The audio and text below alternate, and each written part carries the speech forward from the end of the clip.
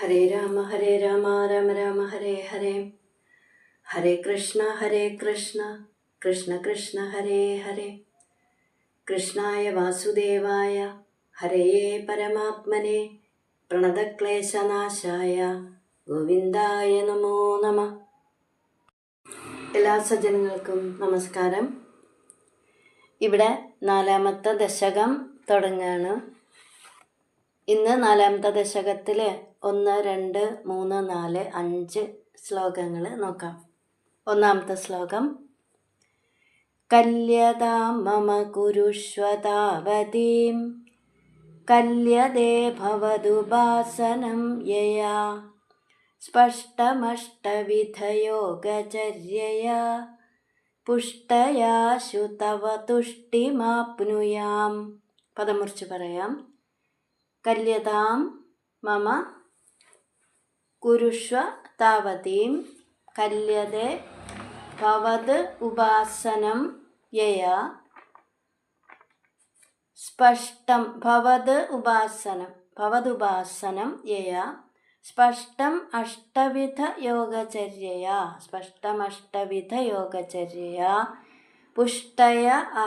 പുഷ്ടയാശു തവ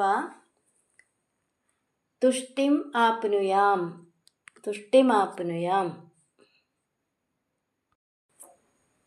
യയാ ഭവതുപാസനം കല്യതേ. എങ്ങനെയായാലാണോ ഭഗവാനെ അവിടുത്തെ ഉപാസിക്കാൻ സാധിക്കുന്നത്, എത്രമാത്രം ആരോഗ്യമുണ്ടായാലാണോ അങ്ങയെ ഉപാസിക്കാൻ സാധിക്കുന്നത്, താവതീം അത്രമാത്രം മമ കല്യതാം കുരുഷ്വ എനിക്ക് ആരോഗ്യത്തെ തന്നാലും. എത്രമാത്രം ആരോഗ്യമുണ്ടായാലാണോ അങ്ങയെ ഉപാസിക്കാൻ സാധിക്കുന്നത്, അത്രമാത്രം ആരോഗ്യത്തെ എനിക്ക് തരണം എന്ന് പറഞ്ഞാൽ അതിനു മാത്രം ആരോഗ്യം തന്നാൽ മതി. പുഷ്ടയ പൂർണ്ണമായ, അഷ്ടവിധ യോഗചര്യയ അഷ്ടാംഗം എന്ന് പറയുന്ന യോഗത്തിലൂടെ, ആശു പെട്ടെന്ന് തന്നെ, തവ തുഷ്ടിം അങ്ങയുടെ സന്തോഷത്തെ, സ്പഷ്ടം ആപ്നുയാം നിശ്ചയമായും പ്രാപിക്കട്ടെ. സ്പഷ്ടം എന്ന് പറഞ്ഞാൽ നിശ്ചയമായും, തുഷ്ടി സന്തോഷം. അപ്പോൾ മേൽപ്പത്തൂർ പറയാണ്, ഭഗവാനെ രോഗങ്ങളെ കൊണ്ട് വളരെയധികം ക്ലേശം അനുഭവിക്കുന്ന എനിക്ക് എത്രമാത്രം ആരോഗ്യമുണ്ടായാലാണോ അങ്ങയെ ഉപാസിക്കാൻ സാധിക്കുന്നത്, അത്രമാത്രം ആരോഗ്യം എനിക്ക് തന്നാൽ മതി. പൂർണ്ണമായ അഷ്ടവിധ യോഗചര്യ കൊണ്ട് എന്ന് പറഞ്ഞാൽ അഷ്ടാംഗ യോഗാനുഷ്ഠാനം കൊണ്ട് പെട്ടെന്ന് തന്നെ ഞാൻ അങ്ങയുടെ സന്തോഷത്തെ പ്രാപിക്കട്ടെ, അങ്ങ് എത്രയും പെട്ടെന്ന് എന്നിൽ പ്രസാദിക്കട്ടെ എന്നർത്ഥം. അഷ്ടാംഗ യോഗം എന്ന് പറയുന്നത് യമം, നിയമം, ആസനം, പ്രാണായാമം, പ്രത്യാഹാരം, ധാരണ, ധ്യാനം, സമാധി എന്നിവയാണ് 8 അംഗങ്ങൾ. ഈ യമ നിയമാദികൾ എന്തൊക്കെയാണെന്ന് മേൽപ്പത്തൂര് തന്നെ അടുത്ത ശ്ലോകത്തിൽ പറയുന്നുണ്ട്. ഇനി 2ാമത്തെ ശ്ലോകം. ബ്രഹ്മചര്യ ദൃഢദാദിഭിർയമൈരാപ്ലവാദി നിയമൈശ്ച പാവിതാം കുർമഹേ ദൃഢമമീ സുഖാസനം പങ്കജാദ്യമഭിവാ ഭവത്പരാ. പദം മുറിച്ച് പറയാം. ബ്രഹ്മചര്യ ദൃഢദാദിഭിഃ യമൈഃ ആപ്ലവാദി നിയമൈഃ ച. ബ്രഹ്മചര്യ ദൃഢദാദിഭിർയമൈരാപ്ലവാദി നിയമൈശ്ച പാവിതാഃ കുർമഹേ ദൃഢമമി സുഖാസനം പങ്കജാദ്യമഭി വാ ഭവത്പരാഃ. അമി ഭവത്പരാഃ ഈ ഞങ്ങള് ഭവത്പരാഃ അങ്ങയെ തന്നെ ആശ്രയിച്ചിട്ട്, ബ്രഹ്മചര്യ ദൃഢദാദിഭിഃ ഉറച്ച ബ്രഹ്മചര്യം തുടങ്ങിയ യമങ്ങളെ കൊണ്ടും, ആപ്ലവാദി നിയമൈഃ ആപ്ലവം സ്നാനം മുതലായ നിയമങ്ങളെ കൊണ്ടും, പാവിതാഃ പരിശുദ്ധരായി തീർന്നിട്ട്, സുഖാസനം അഭി വാ പങ്കജാദ്യം സുഖാസനം, പത്മാസനം തുടങ്ങിയ യോജിച്ച ആസനത്തെ സ്വീകരിച്ചിട്ട്, ദൃഢാം കുർമഹേ മനസ്സിനെ നിയന്ത്രിച്ചു കൊള്ളാം. യമ നിയമാദികൾ കൊണ്ട് മനസ്സിനെ പരിശുദ്ധമാക്കി സുഖാസനം, പത്മാസനം തുടങ്ങിയ ആസനങ്ങളെ സ്വീകരിച്ചിട്ട് മനസ്സിനെ നിയന്ത്രിച്ചു കൊള്ളാം എന്ന് പറയാണ്. യമം, നിയമം, ആസനം എന്നീ 3 യോഗാംഗങ്ങളെ ഇവിടെ പറഞ്ഞിരിക്കുകയാണ്. യമം എന്ന് പറയുന്നത് അഹിംസ, സത്യം, അസ്തേയം, ബ്രഹ്മചര്യം, അപരിഗ്രഹം. അതിൽ അഹിംസ എന്ന് പറയുമ്പോൾ മനസ്സുകൊണ്ട് പോലും ആരെയും ഒന്നിനെയും വേദനിപ്പിക്കാതിരിക്കുക, ആർക്കും ദോഷം വരണമെന്ന് ആഗ്രഹിക്കാതിരിക്കുക. ഇനി സത്യം, പറയേണ്ടത് പറയേണ്ട സ്ഥലത്ത് പറയേണ്ടതുപോലെ പറയുക. ന ബ്രൂയാ സത്യം അപ്രിയം എന്നാണ് അല്ലേ, അപ്രിയമായ സത്യം പറയരുത്. ഇനി അസ്തേയം, മറ്റുള്ളവരുടെ ഐശ്വര്യത്തിൽ കണ്ണുവെക്കാതിരിക്കുക. അടുത്തത് ബ്രഹ്മചര്യം, ഇന്ദ്രിയങ്ങളെ നിയന്ത്രിക്കലാണ് ബ്രഹ്മചര്യം. എപ്പോഴും ഈശ്വര വിചാരത്തോടു കൂടി ഇരിക്കുക. ഇനി അപരിഗ്രഹം, ഇന്ദ്രിയങ്ങൾ കൊണ്ട് തരുന്ന എല്ലാ വിഷയങ്ങളെയും സ്വീകരിക്കാതിരിക്കുക, ഒന്നും കൂട്ടി കൂട്ടി വെക്കാതിരിക്കുക, അവനവന് ആവശ്യമുള്ളത് മാത്രം സ്വീകരിക്കുക.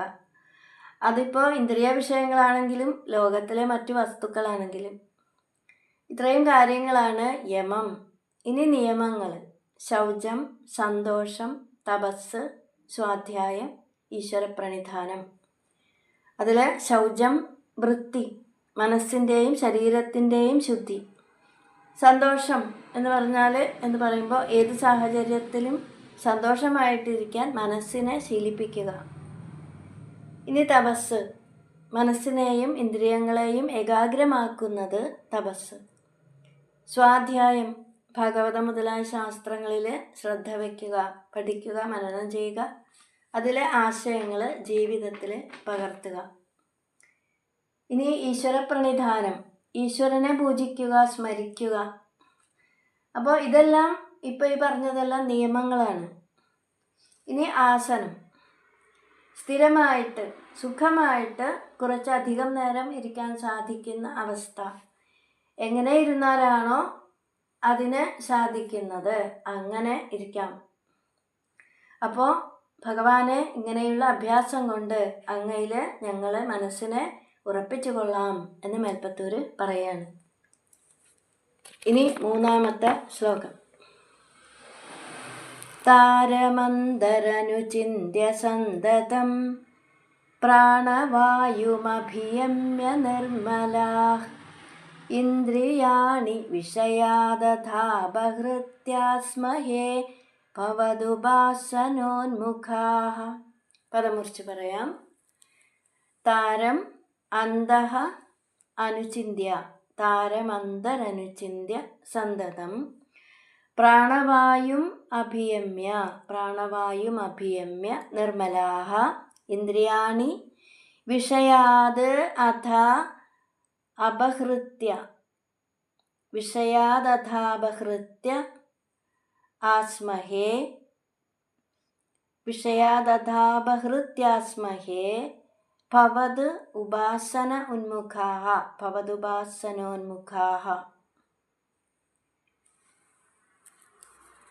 വയം അന്തഃ താരം, ഞങ്ങൾ ഉള്ളിൽ എന്ന് പറഞ്ഞ മനസ്സിൽ താരം ഓങ്കാരത്തെ സന്തതം അനുചിന്യ, എല്ലായ്പ്പോഴും ചിന്തിച്ചിട്ട് എന്ന് പറഞ്ഞാൽ നിരന്തരം ധ്യാനിച്ചിട്ട്, പ്രാണവായും അഭിയമ്യ, ശ്വാസവായുവിനെ സ്വാധീനമാക്കിയിട്ട്, നിർമ്മലാഹ പരിശുദ്ധരായിട്ട്, അതിനുശേഷം എന്ന് പറഞ്ഞാൽ അങ്ങനെ ഇന്ദ്രിയാണി ഇന്ദ്രിയങ്ങളെ വിഷയങ്ങളിൽ നിന്ന് അപഹൃത്യ പിന്തിരിപ്പിച്ചിട്ട്, ഭവത് ഉപാസനോന്മുഖാഃ അങ്ങയെ ഉപാസിക്കാൻ സന്നദ്ധരായിട്ട് ആസ്മഹേ ഇരുന്നുകൊള്ളാം. മേൽപ്പത്തൂർ പറയുന്നു, ഭഗവാനെ ഞങ്ങൾ മനസ്സിലെ ഓങ്കാരത്തെ നിരന്തരം ധ്യാനിച്ചുകൊണ്ട് ശ്വാസവായുവിനെ നിയന്ത്രിച്ച് അങ്ങനെ വിഷയങ്ങളിൽ നിന്ന് വിഷയങ്ങളിലേക്ക് പ്രവഹിച്ചു കൊണ്ടിരിക്കുന്ന മനസ്സിനെ അതിൽ നിന്നെല്ലാം പിന്തിരിപ്പിച്ച് ശ്രദ്ധയോടുകൂടി അങ്ങയെ ഉപാസിച്ചു കൊള്ളാം. അപ്പം ഇങ്ങനെ അഷ്ടാംഗയോഗം അഭ്യസിക്കുന്നതിലൂടെ മനസ്സിലെ കാമക്രോധാദികളെല്ലാം അകന്ന് മനസ്സ് പരിശുദ്ധമാകും എന്ന് ഇവിടെ സൂചിപ്പിക്കുന്നു. ഇനി 4ാമത്തെ ശ്ലോകം. അസ്ഫുടേ വപുഷിതേ പ്രയത്നദോ ധാരയേമധിഷണാം മുഹുർമുഹു തേന ഭക്തിരസമന്തരാദ്രതാമുദ്വഹേമ ഭവദംഘ്രിചിന്തകാഃ. പദമുറിച്ച് പറയാം. അസ്ഫുടേ വപുഷി തേ പ്രയത്നദോ ധാരയേമ ധിഷണാം മുഹുഹു മുഹുഹു മുഹുർമുഹുഹു തേന ഭക്തിരസം അന്തഃ ആർദ്രതാം ഉദ്വഹേമ ഭക്തിരസമന്തരാർദ്രതാം ഉദ്വഹേമ ഭവത് അംഘ്രിചിന്തകാഃ ഭവത് അംഘ്രിചിന്തകാഃ ഭവദംഘ്രിചിന്തകാഃ.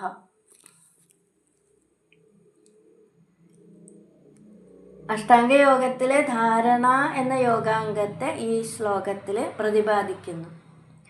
തേ അസ്ഫുടേ വപുഷി, അവിടുത്തെ സ്പഷ്ടമല്ലാത്ത സ്വരൂപത്തില്, ധിഷണാം ബുദ്ധിയെ, പ്രയത്നതഃ പണിപ്പെട്ട്, മുഹുഹു മുഹുഹു വീണ്ടും വീണ്ടും, ധാരയേമ ഉറപ്പിച്ച് നിർത്തിക്കൊള്ളാം, ഭവത് അംഘ്രിചിന്തകാഃ അങ്ങയുടെ തൃപ്പാദങ്ങളെ ചിന്തിച്ചു കൊണ്ടിരിക്കുന്ന ഞങ്ങളെന്നത് ചേർത്ത് വായിക്കണം, ശ്ലോകത്തിലില്ല.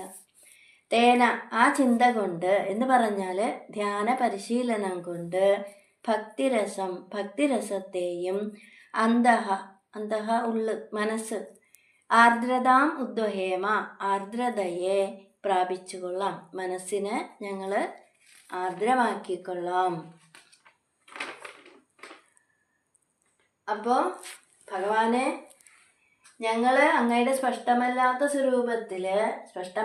സ്വരൂപം എന്ന് പറയുമ്പോൾ അസ്പഷ്ടമായ രൂപം, നിഗമശതസഹസ്രേണ നിർഭാസ്യമാനം അസ്പഷ്ടം അല്ലേ, 1ാമത്തെ ദശകത്തിൽ 1ാമത്തെ ശ്ലോകത്തിൽ പറഞ്ഞതുപോലെ 100,000 വേദവാക്യങ്ങൾ കൊണ്ട് വർണ്ണിച്ചിട്ടുള്ളതാണെങ്കിലും ഇപ്പോഴും അസ്പഷ്ടമാണ്. അപ്പോൾ അതുകൊണ്ട് തന്നെ മനസ്സിൽ അത്ര പെട്ടെന്നൊന്നും ആ രൂപം തെളിഞ്ഞു വരില്ല, അതിന് പ്രയത്നം ആവശ്യമാണ് എന്ന് പറയുകയാണ്. അപ്പോൾ അങ്ങനെ അസ്പഷ്ടമായ അങ്ങയുടെ സ്വരൂപത്തിൽ വളരെയേറെ പ്രയാസപ്പെട്ടിട്ടാണെങ്കിലും ബുദ്ധിയെ വീണ്ടും വീണ്ടും ഉറപ്പിച്ച്, അങ്ങനെ ബുദ്ധിയെ വീണ്ടും വീണ്ടും ഉറപ്പിച്ച് നിർത്തിക്കൊള്ളാം. അപ്പോൾ ധാരണ എന്ന് പറയുമ്പോൾ, ധാരണ എന്നാൽ ഭഗവാന്റെ സ്വരൂപത്തിൽ മനസ്സിനെ ഉറപ്പിച്ച് നിർത്തുന്നത്, അത് ധാരണ. അങ്ങയുടെ തൃപ്പാദങ്ങളെ നിരന്തരം ചിന്തിക്കുന്നവരായിട്ട് ഈ ധാരണാ പരിശീലനം കൊണ്ട് ഞങ്ങൾ ഭക്തിരസത്തെയും മനസ്സിൻ്റെ ആർദ്രീഭാവത്തെയും പ്രാപിച്ചു കൊള്ളാം. അങ്ങനെ പറയുമ്പോൾ ഭഗവാനെ അറിഞ്ഞ് അനുഭവിക്കണമെങ്കിൽ മനസ്സ് ആർദ്രമാകണം എന്ന് അർത്ഥം. ഇനി 5ാമത്തെ ശ്ലോകം. വിസ്ഫുടാവയവഭേദസുന്ദരം ത്വദ്ബഭുഃസുചിരശീലനാവശാത് അശ്രമം മനസി ചിന്തയാമഹേ ധ്യാനയോഗനിരതാസ്ത്വദാശ്രയാഃ. പദമുറിച്ച് പറയാം. വിസ്ഫുട അവയവ ഭേദസുന്ദരം, വിസ്ഫുടാവയവഭേദസുന്ദരം, ത്വദ്വപുഃ സുചിരശീലനാവശാത് അശ്രമം മനസി ചിന്തയാമഹേ ധ്യാനയോഗനിരതാഃ ത്വദ് ആശ്രയാഃ ധ്യാനയോഗനിരതാസ്ത്വദാശ്രയാഃ.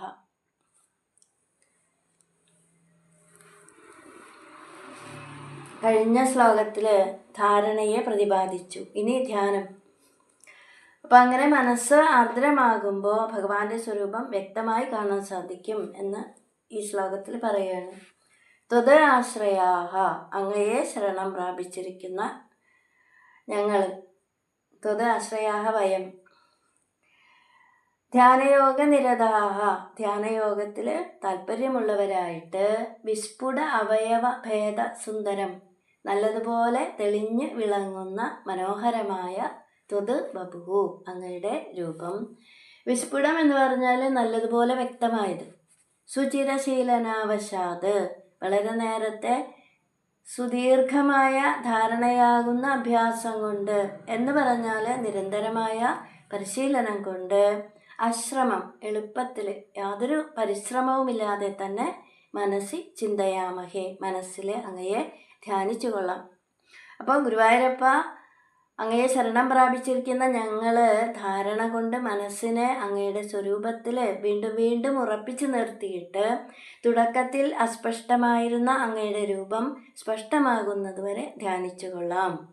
അപ്പോൾ ഇവിടെ ധാരണയുടെ ആരംഭത്തിൽ ഭഗവാന്റെ സ്വരൂപം അസ്പഷ്ടമാണെങ്കിലും വളരെ കാലത്തെ ശ്രദ്ധാപൂർവമായ പരിശീലനം കൊണ്ട് ഭഗവാന്റെ ഓരോ അവയവങ്ങളും സുന്ദരമായിട്ട് യാതൊരു പരിശ്രമവുമില്ലാതെ തന്നെ, യാതൊരു ശ്രമവുമില്ലാതെ തന്നെ കാണാൻ സാധിക്കും എന്ന് പറയാണ്.